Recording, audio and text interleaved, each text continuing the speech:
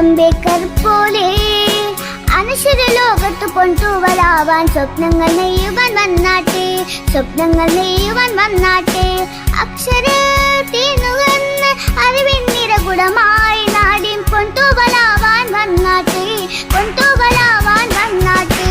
ഉത്സവം ഇന്നുത്സവം, പ്രവേശനോത്സവം, കുഞ്ഞുങ്ങൾക്കിന്ന് ആനന്ദമേകും പ്രവേശനോത്സവം.